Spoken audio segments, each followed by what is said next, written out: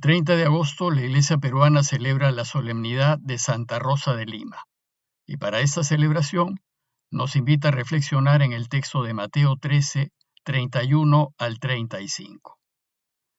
En aquel tiempo Jesús les propuso otra parábola. El reino de los cielos es semejante a un grano de mostaza que tomó un hombre y lo sembró en su campo. Es ciertamente más pequeña que cualquier semilla, pero cuando crece es mayor que las hortalizas y se hace árbol hasta el punto de que las aves del cielo vienen y anidan en sus ramas. Les dijo otra parábola. El reino de los cielos es semejante a la levadura que tomó una mujer y la metió en 3 medidas de harina hasta que fermentó todo. Todo esto dijo Jesús en parábolas a la gente, y nada les hablaba sin parábolas para que se cumpliese el oráculo del profeta. Abriré en parábolas mi boca, publicaré lo que está oculto desde la creación del mundo. Primero deseo compartirles algo de la vida de esta santa peruana. Rosa fue limeña y la primera santa del nuevo continente que la Iglesia Universal reconoció. Es patrona de Lima, del Perú, de América y de Filipinas. Además es patrona de la Policía Nacional del Perú, de las Fuerzas Armadas Argentinas y de muchas regiones, ciudades, pueblos e instituciones. Sin embargo, no obstante ser peruana y bastante conocida internacionalmente, lo que sabemos de ella es bastante limitado.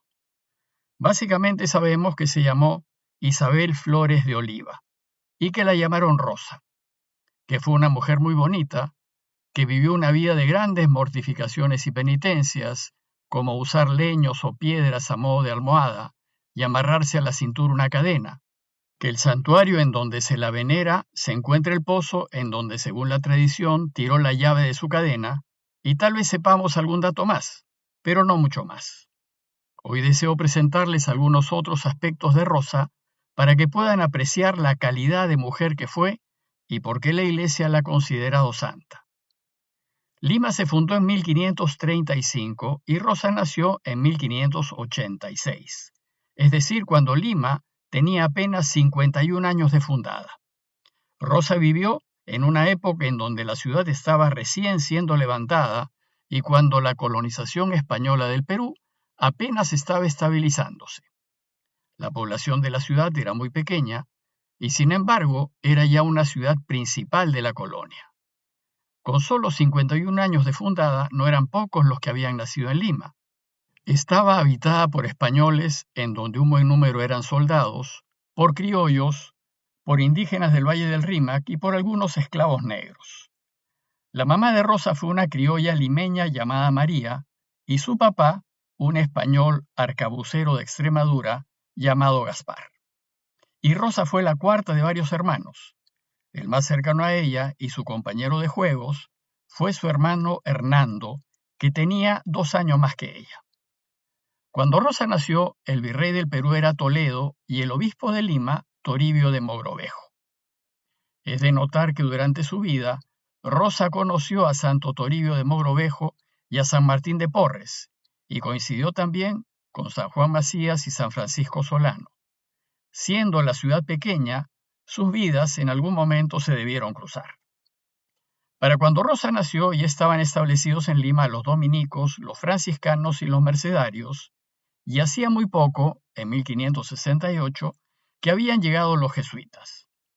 Lo cierto es que a Rosa le tocó vivir un ambiente de efervescencia religiosa, pues la ruptura de las iglesias protestantes había conmovido a la iglesia y ésta buscó recomponerse.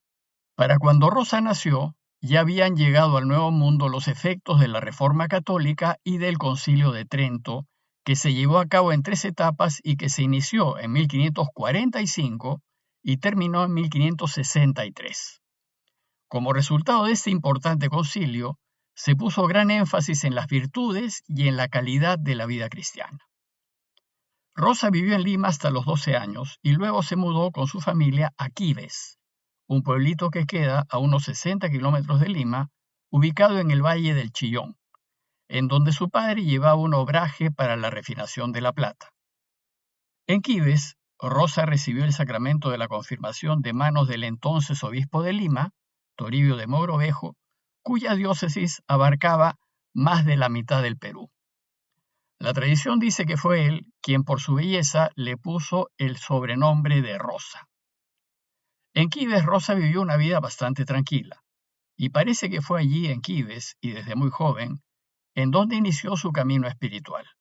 Bueno, pues resulta que su padre fracasó en la explotación de la mina y la familia tuvo que volver a Lima. En Lima la familia se encontró en circunstancias económicas muy difíciles y para ayudar a su sustento, Rosa trabajaba de día en el huerto y de noche cosía. Sus padres parece que a fin de velar por el futuro de su hija, decidieron casarla.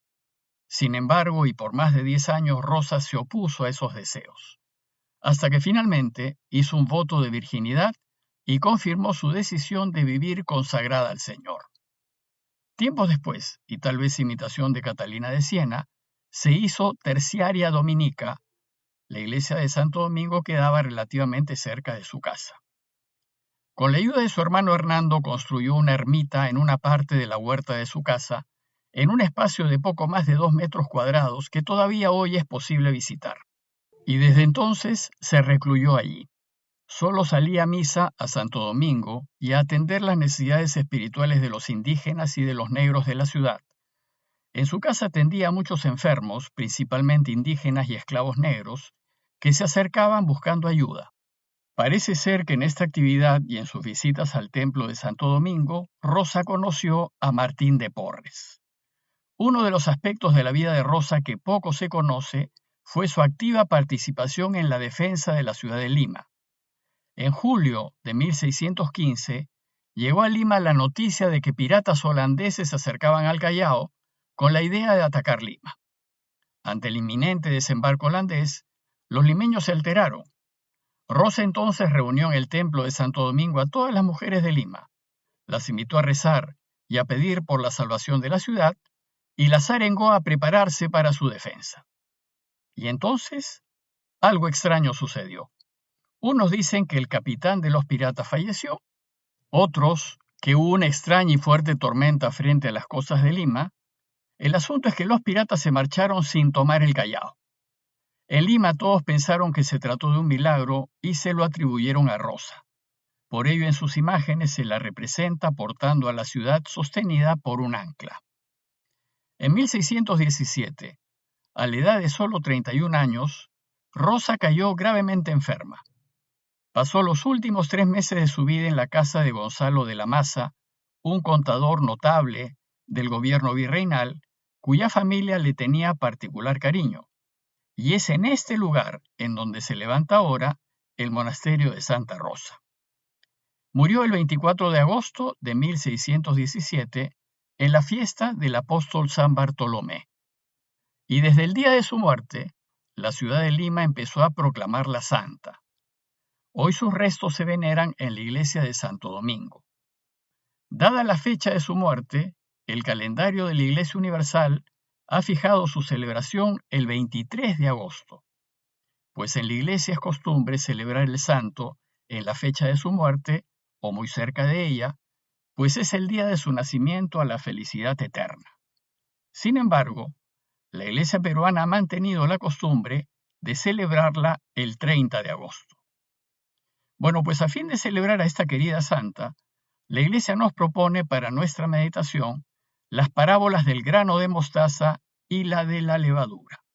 Y esto con el fin de invitarnos a meditar que Rosa, a pesar de su sencillez y falta de recursos, y gracias a su desprendimiento y entrega total, fue capaz de hacer que Dios reine en torno suyo. Y así como sucede con la levadura, que con muy poco es capaz de fermentar toda la masa, o como con el grano de mostaza, que siendo una semilla muy pequeña llega a crecer del tamaño de un árbol, así también Rosa, con poco, hizo mucho. Esta mujer joven y sin mayor preparación, sin embargo valiente, responsable, trabajador y de gran tesón y coraje, con lo poco que tenía y podía, se preocupó de ayudar a su familia y a los pobres, esclavos, enfermos y necesitados de la ciudad. Finalmente, el Evangelio nos invita a meditar que vivir a fondo y con consecuencia el camino de Jesús nos hace hombres y mujeres valientes y hace posible que lleguemos a la santidad. Como conclusión, los invito a considerar que nuestro trabajo diario, callado, silencioso y rutinario, cuando lo hacemos por Dios con recta intención y con deseos de ayudar a todos en todo, es capaz de producir frutos extraordinarios que no podemos ni siquiera imaginar, pues en realidad no somos nosotros quienes lo hacemos, sino Dios quien actúa por medio nuestro. Pidámosle pues a Dios que, ejemplo de Rosa, nos vaya haciendo santos en lo cotidiano de la vida y que disponga de nosotros para lo que crea conveniente. Parroquia de Fátima, Miraflores, Lima.